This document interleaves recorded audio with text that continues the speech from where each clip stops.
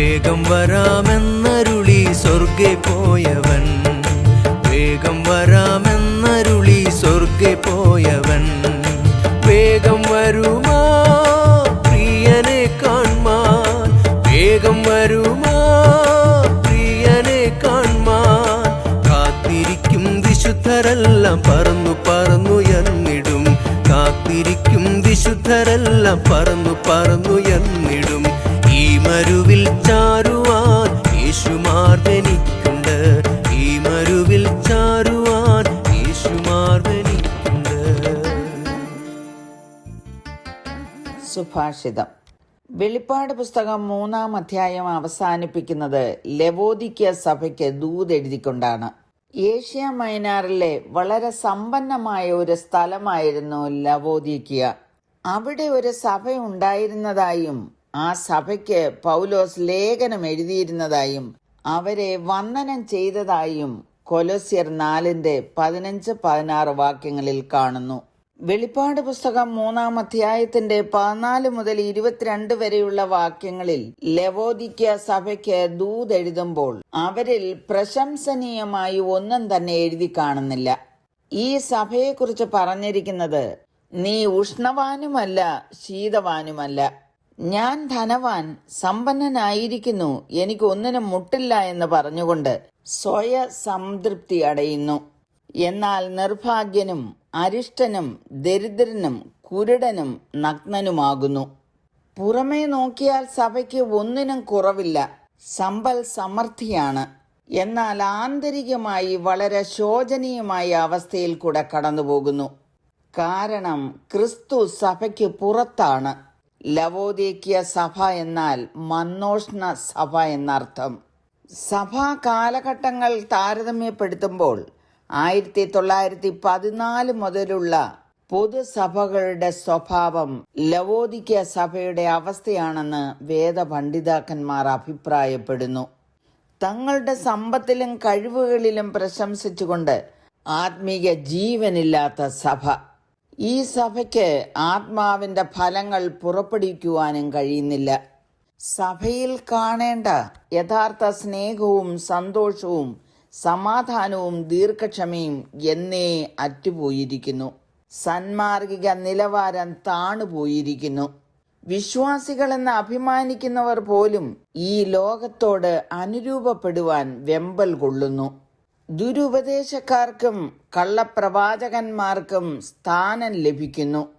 ദൈവവചനത്തിന്റെ നിശ്വാസ്യത, യേശുക്രിസ്തുവിന്റെ കന്യകാ ജനനം, യേശുക്രിസ്തുവിന്റെ മരണത്താലും പുനരുത്ഥാനത്താലുമുള്ള വീണ്ടെടുപ്പ്, മരിച്ചവരുടെ പുനരുത്ഥാനം, ക്രിസ്തുവിന്റെ പുനരാഗമനം, സ്വർഗം, നരകം എന്നിത്യാദി കാതലായ വിശ്വാസ സത്യങ്ങൾ പലരും അംഗീകരിക്കുന്നില്ല. യേശു കർത്താവിനെ വാതിലിന് പുറത്താക്കിയിരിക്കുന്നു. ലവോദിക്യ സഭയോടെ കർത്താവ് പറയുന്നത് 20-ാം വാക്യത്തിൽ ഇങ്ങനെ കാണുന്നു: ഞാൻ വാതിൽക്കൽ നിന്ന് മുട്ടുന്നു, ആരെങ്കിലും എൻ്റെ ശബ്ദം കേട്ട് വാതിൽ തുറന്നാൽ ഞാൻ അവൻ്റെ അടുക്കൽ ചെന്ന് അവനോടും അവൻ എന്നോടും കൂടെ അത്താഴം കഴിക്കും. Behold, I stand at the door and knock. If anyone hears my voice and opens the door, I will come into him and dine with him and he with me. വളരെ പരിചിതമായ വാക്യം. വർഷങ്ങളായി സുവിശേഷ സന്ദേശങ്ങളിലും ലഘുലേഖകളിലും ഈ വാക്യം എഴുതിയിട്ടുണ്ട്.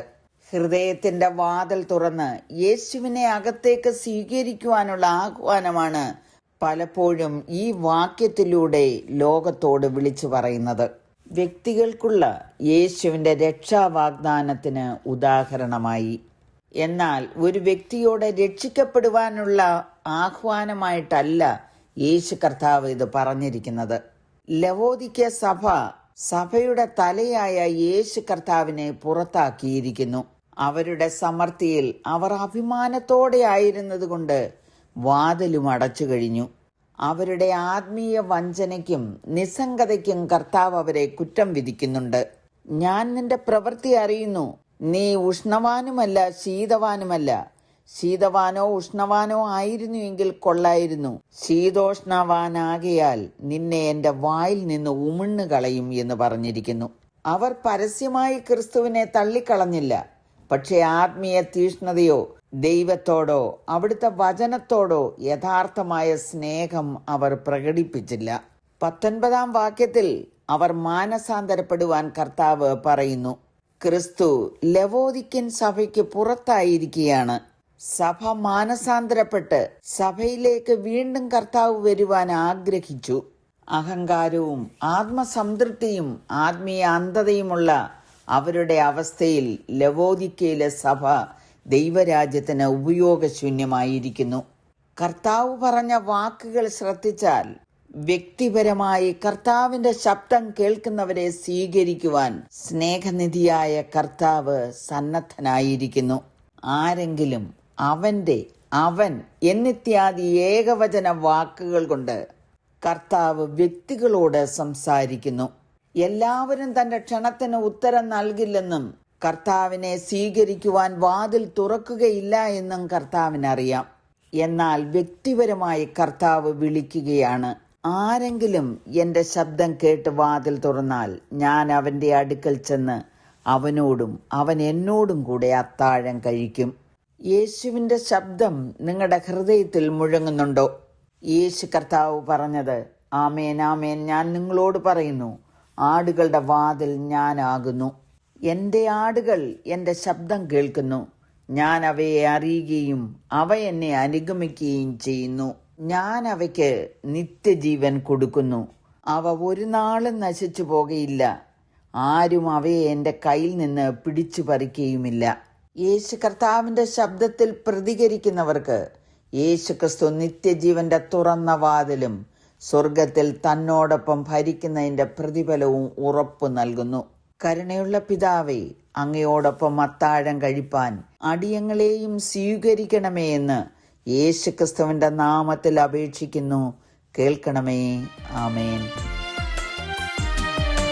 ആട്ടിൻ തൊഴുത്തിൻ വാതിൽ ഞാനെന്നരുളി ചെയ്തവൻ, ആട്ടിൻ തൊഴുത്തിൻ വാതിൽ ഞാനെന്നരുളി ചെയ്തവൻ, വൻകുരിശുമായി നടന്നു പോയവൻ, വൻകുരിശുമായി നടന്നു പോയവൻ, കുരിശിലേറി മരിച്ചുയർത്തു സ്വർഗദേശെ പോയവൻ, കുരിശിലേറി മരിച്ചുയർത്തു സ്വർഗദേശെ പോയവൻ. ഈ മരുവിൽ ചാരുവാൻ യേശുമാർവെനിക്കുണ്ട്, ഈ മരുവിൽ ചാരുവാൻ യേശുമാർവെനിക്കുണ്ട്.